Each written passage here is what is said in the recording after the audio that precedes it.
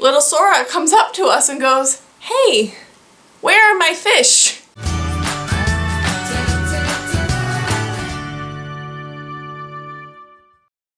Welcome back! Hi guys, it's Hannah here, and today I'm going to try to mix things up and tell a story time? Now I'm not going to pretend I lived some sort of like, oh, I went to this crazy party and then I got stalked type of life. But no, instead I just stole from a 6th grader. The last 3 summers I worked as like a middle school helper's assistant for the summer school program. Granted, I was pretty young starting, like I'm only 21 now, but I mean, I understand basic math and I was able to help out. Normally this job would consist of me doing miscellaneous tasks for the teacher, whether it's making copies, if the kids need help and the teacher's busy, I can help them on the worksheets. Maybe a kid is behind on the book because they are sick, so I'll read with them in the hallway to catch them up. Just usual teacher aid things. So the 3 subjects we would teach are science, language arts, and math. The science and the language arts normally try to tie together because whatever book they're reading, they want to connect it to science so that they're more interested on. So the teacher I was assisting that summer, let's call him Donald. Beware, from this point on for some reason all the characters are from Kingdom Hearts. Donald was really relaxed, really cool, all the kids enjoyed him.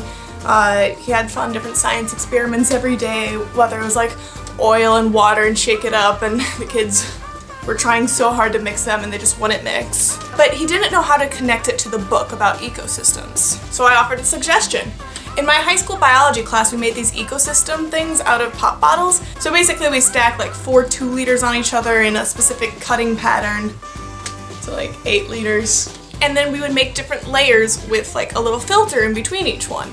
The bottom layer would have like rocks, feeder fish, a couple plants. Then the next layer would be a decomposing layer with like rotten banana peels, dirt, worms. And then the top layer would have plant life. We would put seeds in, and the idea is we would water it from the top and everything would trickle down, and supposedly it would function on its own. Let me tell you, these things smelled nasty in the classroom. So for the next week, we had the kids bringing in different pop bottles. I was bringing a bunch from home so we can construct these. So classes are Monday through Thursday. We let the kids know on that Thursday to bring in some pop bottles next Monday, and we would work on putting the hard shell together for the next week. Monday rolls around. They have like a little breakfast time in the cafeteria, and I was just security guarding when a little boy comes up to me. Let's call him Sora. So Sora comes up to me and he's just like, "Miss Hannah, I brought some fish for my ecosystem." And I'm just like,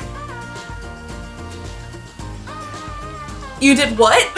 Now mind you, we were going to take care of everything inside of these projects. My high school group didn't get that luxury, but these kids were only supposed to bring in empty 2-liters. Plus we had decided on snails in the ecosystem because we were worried the fish would die and that would hurt the kids' feelings, you know? Snails are harder to kill, honestly, and kids are less likely to notice if they aren't alive. That is so dark.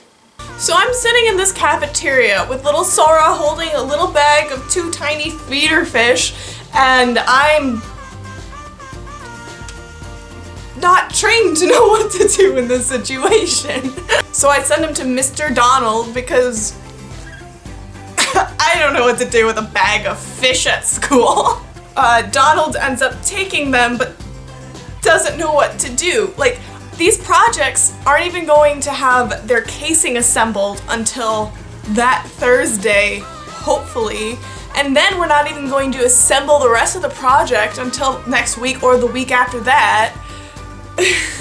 So Donald finds a mason jar and puts the fish in there because we don't know what to do with them. 3 days later, the fish are still there, the kids are heading home for their 3-day weekend, and Sora is trying to leave. And we're like, "Sora, we have told you every single day. Can you please take these fish?"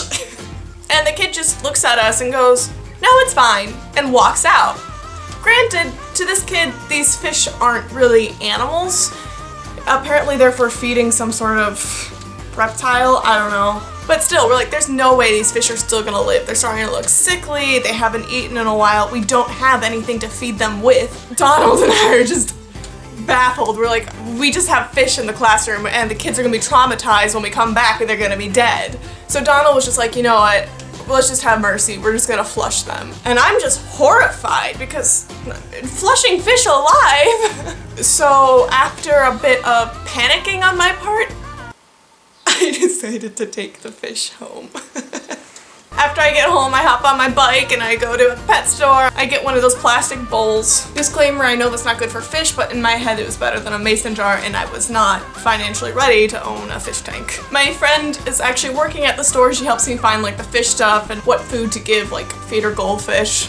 So I named one of the fish after her, Megan. Mind you, I have no idea the gender of these fish. I asked my dad to name my other fish, seeing that he hated the last time I had fish when I was like 8, so it felt appropriate. And he named it Sticks because fish and sticks. Thanks, Dad. So I have Megan and Sticks in a fish bowl. People keep cracking up that I have these fish. And about a week goes by, I'm getting attached to these fish, honestly. I saved these fish and I haven't owned fish, again, since I was like 5, so it's pretty exciting. And eventually it's time to put together the rest of the ecosystems. Little Sora comes up to us and goes, "Hey, where are my fish?" Donald and I are just staring at each other and we're like, "What do you mean? We told you to take them home, so we had to find them a home." I did not tell this child that I am the new home. I wanted these fish. I bought stuff for these fish. Honestly, if these fish went into his ecosystem, they probably weren't gonna come out alive. Like, I'm invested in these fish. Apparently, he had assumed we just threw them in some sort of tank in the library that we didn't know about. And like, honestly, even if we did know about them, 1, we don't have permission, and 2, I think goldfish are like really an invasive species, so that would not have gone well. The kid honestly gave up real fast. He really didn't care about the fish, but I still feel guilty that I lied to Sora's face.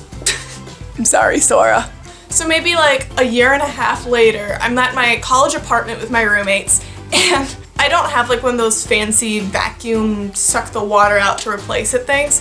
So basically when I needed to do a full water change, I would move my goldfish into a big Tupperware with the water they currently had, and then treat and let the water sit in their actual bowl. Yeah, I probably at that point should have changed to a tank. Don't worry, I have now.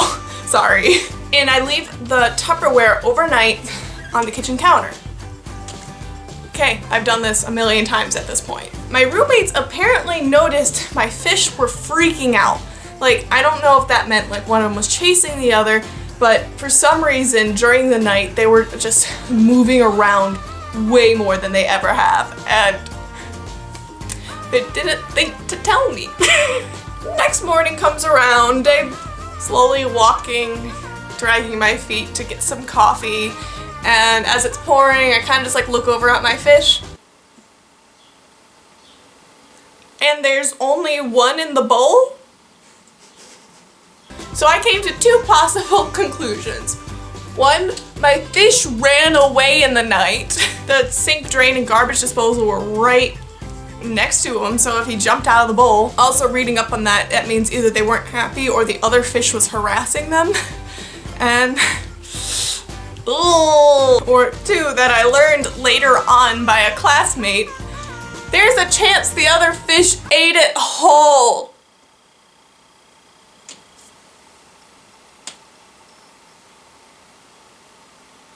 What? So yep, 3 years later now, got one fish. It's pretty big, like getting to be like that big.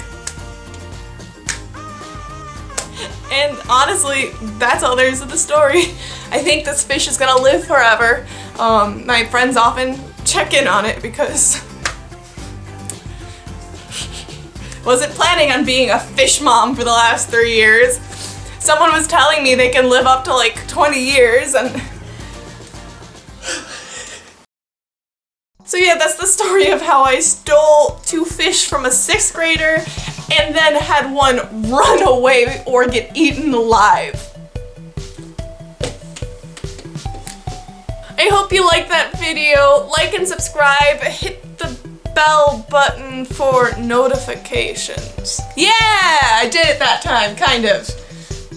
It's a work in progress. I hope you all have a great day and don't kill any fish.